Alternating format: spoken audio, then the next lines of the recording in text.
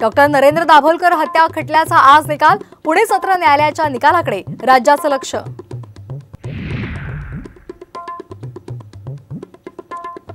भाजप जिंकल्यास मुस्लिमांचं आरक्षण रद्द करून ते एससी, एसटी आणि ओबीसींना देऊ, अमित शहांचं मोठं विधान।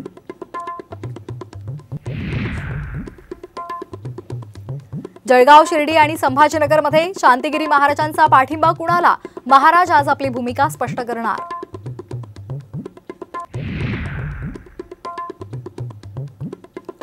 योग्य वेळी अनिल देशमुखांचं सत्य बाहेर काढू, देवेंद्र फडणवीसांचा अनिल देशमुखांना इशारा। ईडी चौकशीवरून नेत्यांमध्ये जुंपली।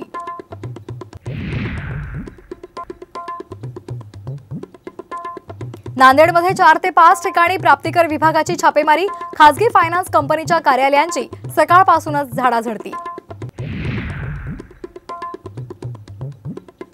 अक्षय्य तृतीयेच्या मुहूर्ताला सोन्याच्या दरात तब्बल 4,500ची घसरण। आज एकट्या मुंबईमध्ये 1,000 किलो सोन्याच्या उलाढालीचा अंदाज।